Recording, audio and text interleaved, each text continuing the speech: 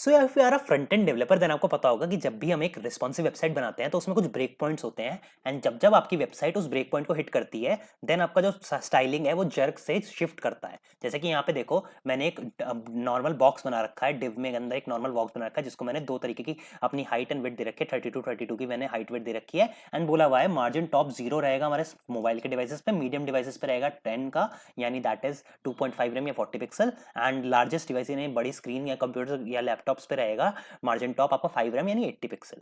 ठीक है, ये मैंने इस तरीके की इसको स्टाइलिंग दे रखी है। तो यू कैन सी जब जब मेरा स्क्रीन साइज चेंज होगा मोबाइल से डेस्कटॉप पे टैबलेट पे आया तो यू कैन सी जर्क हुआ, जर्क होकर झटके से एकदम ही नीचे आया एंड जब ये थोड़ा और बड़ा होगा तो यूल सी जैसे ये डेस्कटॉप में आएगा तो ये जर्क लेके फिर से और नीचे होगा। देख सकते हो आप ये जर्क लेके ऊपर नीचे हो रहा है। So this is something that we have to face in front end कि जब भी हमारा डिजाइन चेंज होता है या डिजाइन की हमारे स्क्रीन का ब्रेक पॉइंट हिट होता है तो जो स्टाइलिंग है वो जर्क से चेंज होती है। But now we have a solution for this problem. तो इसका सॉल्यूशन क्या है? इसका सॉल्यूशन है simple fluid Tailwind library. Now what is fluid Tailwind? तो फ्लूइड टेलविंड लाइब्रेरी जो है आपकी टेलविंड सीएसएस जो लाइब्रेरी है उसके ऊपर एक रैपर है जो आपकी बेटर रिस्पॉन्सिव डिजाइन बनाने में मदद करती है। बेसिकली ये क्या करता है, सीएसएस की क्लैंप प्रॉपर्टी को यूज करके आपके जो रिस्पॉन्सिव डिजाइन है उसके अंदर ये जर्क जिसकी मैं बात कर रहा था इसको एलिमिनेट कर देता है एंड स्मूथली ट्रांजिशन में मदद करता है। जैसे कि अगर मैं इसका एग्जांपल दिखाऊं तो जैसे कि हमारे पास ये इन्होंने एक एग्जांपल दे रखा है। अब अगर मैं इसको थोड़ा सा बड़ा करूंगा, बड़ी स्क्रीन से दूंगा, यू विल सी स्मूथली सारा टेक्स्ट, सारे डिजाइन, सारे इमेजेस बड़ी हो गई हैं। जैसे जैसे मैं छोटा करूंगा यू विल सी स्मूथली सब कुछ छोटा होगा without any kind of jerk. ऐसे इसके और एग्जांपल दिखाऊं तो जैसे कि ये बटन है, बटन में अगर मैं नॉर्मल सीएसएस लगाता तो जब मेरा जर्क आता मतलब जब मेरा स्क्रीन साइज या ब्रेक पॉइंट हिट होता तो एकदम जर्क से मेरा बटन छोटा हो जाता। But what fluid Tailwind does is अगर मैं इसको छोटा करता हूं तो यू विल सी मेरा सारा बटन का जो साइज है वो स्मूथली छोटा होगा, कहीं भी मुझे जर्क देखने को नहीं मिलेगा and that is the beauty of fluid Tailwind. जितना भी जर्क वाला पार्ट है ये सारा उसको स्किप कर देता है and that is why we should use fluid Tailwind in our development environment right now. ना अगर आपको इसमें इंटरेस्ट है को यूज करना है तो यहाँ पे एक कंडीशन यूज करने की सबसे ज्यादा जरूरी वो ये है कि अगर आपको इसे यूज करना है तो आपका जो प्रोजेक्ट है वो टेलविंड यूज करना चाहिए। तो चाहे आप रिएक्ट बना रहे हो चाहे नेक्स्ट जेएस में अपना ऐप बना रहे हो आपको Tailwind as a CSS use करना पड़ेगा अगर आपको फ्लूइड टेलविंड साथ में यूज करना है, बिकॉज ये टेलविंड के ऊपर एक रैपर है एंड टेलविंड यूज करना एक मस्ट है। नाउ अगर आप टेलविंड यूज कर रहे हो एंड आपको जानना है कि आप कैसे इसे सेटअप कर सकते हो तो दैट्स वेरी सिंपल। सिंपली आपको सबसे पहले ये कमांड कॉपी करनी है, that is npm install -d fluid tailwind। तो आपको ये कमांड लेनी है, कॉपी करनी है, देन आपको एक टर्मिनल ओपन करना है जिसमें मैंने यहाँ पे नोड का नॉर्मल नेक्स्ट जेएस का नॉर्मल प्रोजेक्ट सेटअप कर रखा है सिंपल कमांड से, that is npx create -next -app@latest से मैंने सिंपली इसको सेट किया है। तो यहाँ पे मैंने एक टर्मिनल ओपन करना है एंड टर्मिनल के आगे मुझे अपनी कमांड को पेस्ट कर देना है। So I will simply place my command here and I will simply enter। तो इससे क्या होगा, मेरा जो फ्लूइड टेलविंड होगी वो सारी इंस्टॉल हो जाएगी मेरे पूरे पैकेट जो जेसन में एंड मेरे नोड मॉड्यूल्स में यानी मेरे प्रोजेक्ट में बेसिकली इंस्टॉल हो जाएगी fluid Tailwind. So let it install. So once this is installed हम इस टर्मिनल को क्लोज कर सकते हैं एंड हमारा इंस्टॉलेशन वाला पार्ट डन हो गया। ना सेकंड पार्ट है हमें कुछ कॉन्फ़िगरेशंस करनी है फ्लूइड टेलविंड को यूज करने के लिए। तो बेसिकली हमें क्या करना है, अपनी कॉन्फ़िग टेलविंड config.js के अंदर आना है एंड सबसे पहले हमें ये लाइन कॉपी करनी है, दैट इज कुछ इंपोर्ट्स हैं फ्लूइड एंड एक्सट्रैक्ट करके इंपोर्ट है जो हमें फ्लूइड टेलविंड से मिलते हैं, हमें इनको कॉपी कर लेना है एंड हमें आना है अपने टेलविंड config.js के अंदर। यहाँ पे आके हमें अपने जो इंपोर्ट्स हैं उनको यहाँ पे पेस्ट कर देना है। तो यहाँ जो टाइप्स आपका रखा हो डिफाइन उसके नीचे आपको यहाँ पे पेस्ट कर देना है। मैं यहाँ पे नेक्स्ट जेएस के लिए दिखा रहा हूँ, नॉर्मल आपका जो रिएक्ट या वीट से रिएक्ट बना है उसके अंदर भी सेम कॉन्फ़िगरेशन रहेगी, टेलविंड कॉन्फ़िग के अंदर आपको ऐसे आके पेस्ट कर देना है।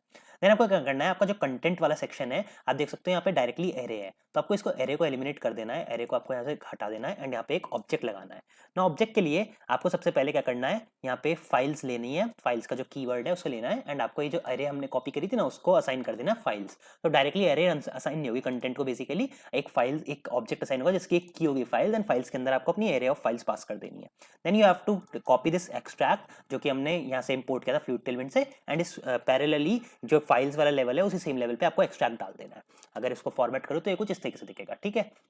Then what we have to do is we have to copy this plugin that is fluid and हमारा जो plugin का एरिया है उसके अंदर हमें इस fluid को डाल देना है ना। अगर आप इतना कॉन्फ़िगरेशन करते हो तो आपका फ्लूइड टेलविंड नहीं चलेगा जितना कि इसकी डॉक्यूमेंटेशन में लिखा है। There are some more steps that you have to follow. तो वो स्टेप्स क्या है वो मैं आपको और दिखा देता हूँ। तो आपको यहाँ पे डॉक्यूमेंटेशन में थोड़ा नीचे स्क्रॉल करना है एंड यहाँ पे नीचे स्क्रॉल करके आपको ये दो चीजें मिलेंगी, that is screen and font size. तो टेलविंड जो फ्लूइड टेलविंड है वो कुछ अपनी स्क्रीन एंड अपने कुछ फॉन्ट साइज यूज करता है अपनी ये स्मूथनेस को मेंटेन करने के लिए। तो आपको इन दोनों को कॉपी करना है एंड जो आपका थीम वाला सेक्शन है एक्सटेंड वाले सेम लेवल पे आपको इसे पेस्ट कर देना है, that is screen and font size को यहाँ पे सिंपली को पेस्ट कर देना है एंड इन दोनों को आपको इंपोर्ट करना है आपका फ्लूइड टेलविंड से। जैसे यहाँ पे आप यहाँ पे ये इसे इंपोर्ट कर लेना इन दोनों को, तो ये दोनों हमारे इंपोर्ट हो जाएंगे फ्लूइड टेलमेंट से, आपको ये दोनों को इंपोर्ट कर लेना है। Now once this import is done and the basic configuration is done, तो आपका जो कॉन्फ़िगरेशन वाला पार्ट था वो सारा डन हो गया सक्सेसफुली। नाउ अगर इसी सेम कंडीशन में हमें टेलविंड फ्लूइड टेलविंड यूज करनी है, तो what we have to do is we have to simply, मैं इसी को कॉपी कर लेता हूँ, इसी में चेंजेस करके दिखा देता हूँ आपको। We have to simply what we have to do is, हमें सिंपली यहाँ से जो क्लासेस है हमारी इनको हटा देना है, सारी क्लासेस को जितनी भी थी। We have to place a tilde here, that is this squiggly sign, then we have to write empty, यानी जो भी आपको क्लास लिखनी है वो लिख सकते हो। मुझे मार्जिन टॉप लगाना है तो मार्जिन टॉप कहाँ से स्टार्ट करना है, यानी सबसे छोटे स्क्रीन साइज पे हमारी कितनी होगी, तो हमारी 0 होगी, एंड सबसे बड़े स्क्रीन साइज पे हमारी कितनी होगी, वो होगी 20। सो हमें इतना लिख देना है, एंड इतना लिखने से क्या है, हमारे फ्लूइड टेलविंड सब कुछ मैनेज कर लेगा। अब फ्लूइड टेलविंड को पता है कि मोबाइल्स पे उसे 0 मार्जिन टॉप लेना है, डेस्कटॉप पे उसे मार्जिन टॉप 20 लेना है, एंड उसके बीच का जितना भी ट्रांजिशन होगा स्मूथली वाला वो फ्लूइड टेलविंड खुद मैनेज कर लेगा, बीच के साइज में आपको डेफिनेशन देने की जरूरत नहीं है, तो सिंपली इतना आपको कर देना है।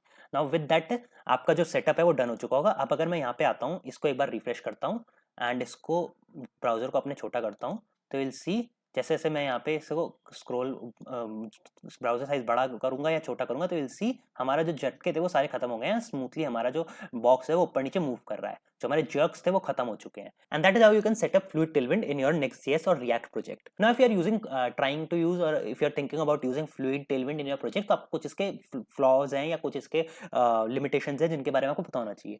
जैसे पहला लिमिटेशन तो ये है कि यहाँ पे आप डिफरेंट यूनिट यूज नहीं कर सकते। जैसे मैंने यहाँ पे इसने पैडिंग डिफाइन करी, तो ऐसा नहीं हो सकता कि आप बोलो सबसे छोटी साइज पे 1 रैम दिखा दो और फिर 18 पिक्सल, आपको सेम स्क्रीन वो यूज करना है, जो आपके यूनिट्स हैं वो आपको सेम ही यूज करनी है।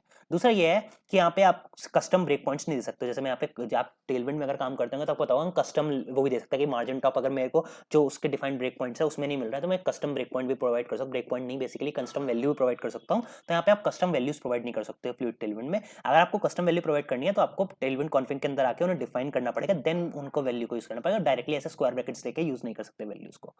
थर्ड इज इसके अंदर कोई भी आप कैल्क तरीके से यूज नहीं कर सकते। जैसे आप नॉर्मल टेलविंड कैल्क लगा के कैलकुलेशन कर सकते हो कि कितनी हाइट चाहिए कितना विड्थ चाहिए, आप यहाँ पे कैल्क यूज नहीं कर सकते, आपको यहाँ पे बेस वैल्यूज देनी पड़ेंगी।